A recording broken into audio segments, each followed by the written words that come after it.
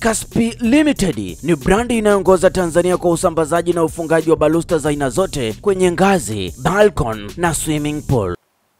Tanzania ambayo tulikuwa tunafanana, leo hii GDP ya Tanzania ilikuwa dola bilioni 62 mwaka jana.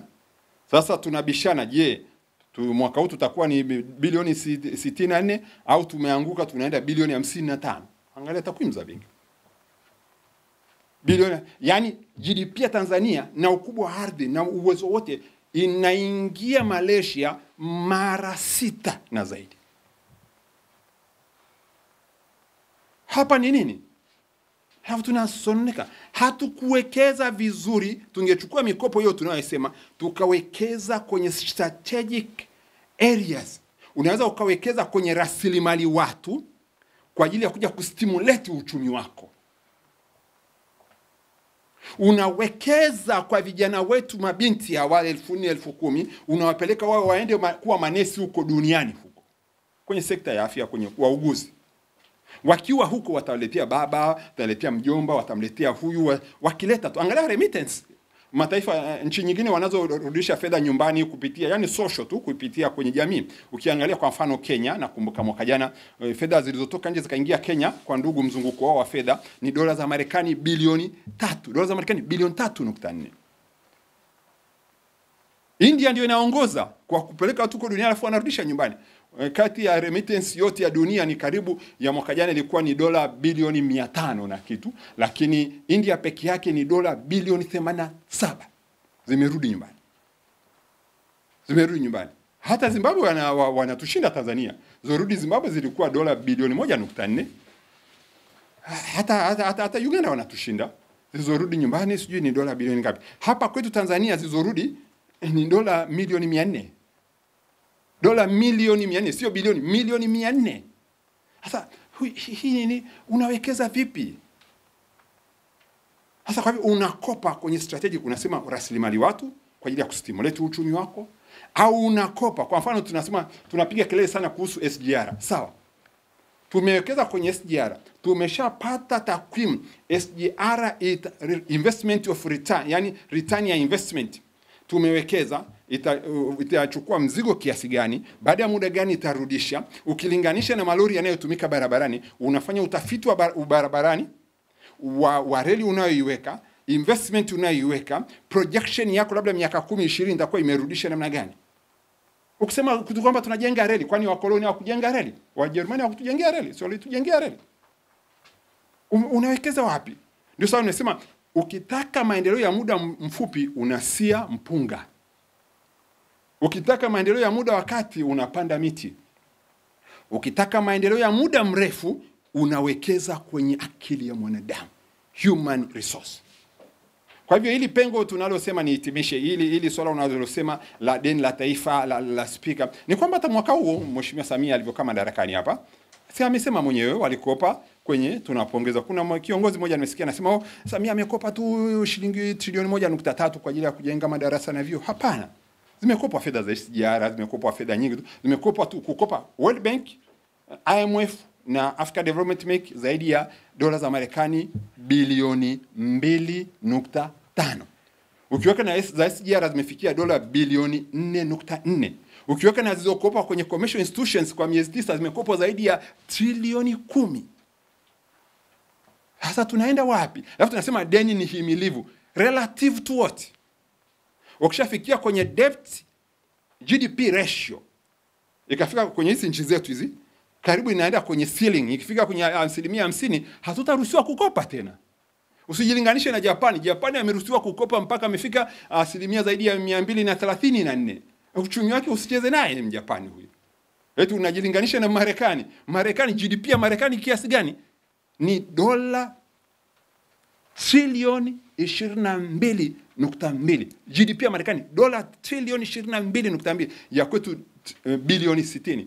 Yule trilioni na uchumi wote wa dunia, GDP ya dunia zaidi ya trilioni 91. Sasa Marekani mwenyewe anachukua zaidi ya 20% ya GDP yote. Alafu nasema kwa sababu Marekani anakopa na sisi tunakopa tu. Unakopa kufanyia nini?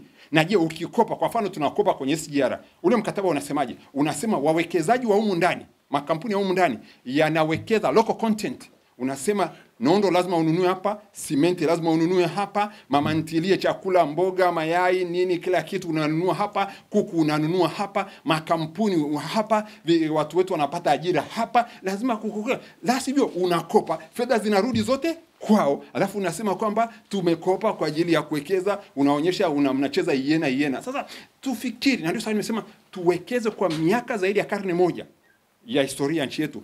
Tuwekeze kwenye akili za binadamu, na namna bora ya kutoka hapa.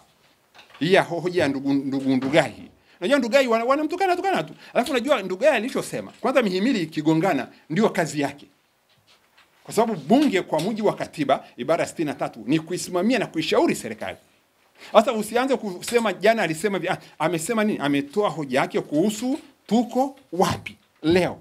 Sasa kama ametoa hoja yake, je, ni kweli? Ndio unaona ni kweli ametoa ile hoja. Ametoa. Sasa tu unajua kubumbaza hivi. Haya mambo sio ya jikoni. Haya mambo sio ya chama kimoja. Etu angetakiwa akamnongoneze mheshimiwa rais. Akimnongoneza nani analipa hilo deni? Kesho Samia yupo, Ndugai yupo, sisi wa Tanzania. Haya ni mambo ya public, is for public consumption. Kwa hivyo migongano, ikitokea migongano ya serikali na bunge kama hii ni afya kwa taifa. Mahali penye mawazo kinzani ndio yanaleta taifa linastawi zaidi. Na Isaac Newton alisema katika kila mkani mkabala kuna kani iliyo mrejeo sawa na kinyume. Unapozungumzia Stigler's Gorge, fedha zinaenda huko, hali ya maisha ya Tanzania ngumu kweli kweli. Kwani tunakataa nini? Kwani miradi yote ya kimkakati hii tunatogombana ni kwamba Mheshimiwa Magufuli kweli alisema hivyo. Samia alikuwa makamu wake. Wakasema tuna mingi inaendeshwa kwa fedha zetu humu ndani. Angalia Stigler's Gorge na umeme wa megawati 2200 hapo. Je, fedha zile tungewekeza kwenye umeme wenye urafiki na mazingira, umeme wa upepo, Makambako, Same, Singida, ungetoa zaidi ya megawati 1024. Utafiti ulishafanyika vizuri kabisa. Ungewekeza kwenye sola ambao ni urafiki na mazingira. Lakini unasema unawekeza na huu umeme wa Stigler's Gorge, huu wa Bwawa la Nyerere, walisema unafungua mwaka huu, mwanzoni walisema utafungua mwaka huu miezi 36 imeisha, mwaka huu utafungua mwezi Februari mwezi ujao. Tutashukuru, na kweli kama Samia ataenda kufungua mradi huu mwezi ujao, mimi nitajiunga naye kwenda Rufiji kwenda kufungua, kumpigia makofi mradi huu kama una ubavu huu. Yaani ngonjera tu. Alafu mradi wa kuharibu mazingira, mradi ya ajabu. Hii ndio strategic investment kwa nchi. Tumevunja zaidi ya tumevunja nini? Tumekata miti zaidi ya 3000 na kitu, 3600. Yaani kweli, yani kuliunganisha taifa. Samia akienda kufungua huo mradi mwezi ujao wa pili walivyosema, sisi sera majozi tutakwenda pale kwa sababu tunaunganisha nchi, tutawapigia makofi kwa sababu ni mradi ya nchi. Lakini akwambia hawawezi. Hawawezi, ndoto tu. Halafu watu eti miamala ya simu, sijui huku kodi za kizalendo za kufanya, tumeinvesti kwenye nini? Tulikubaliana kama taifa, dunia silikataa, UNESCO silikataa. Na kwa nini walikataa? Walikuwa na sababu za msingi. Wachache wakajiona wana kiburi cha kuweza kufanya hivyo kwa niaba ya walio wengi. Leo hii ni kulumbana tu.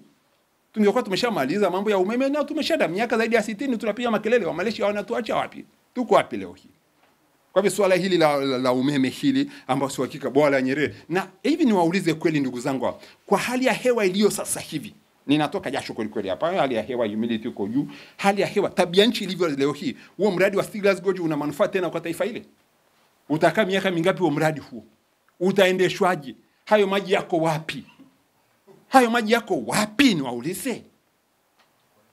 Vitu vya ajabu kweli kweli, unajua yanatia hasira, unajua yanakusababisha hata nyongo inachemka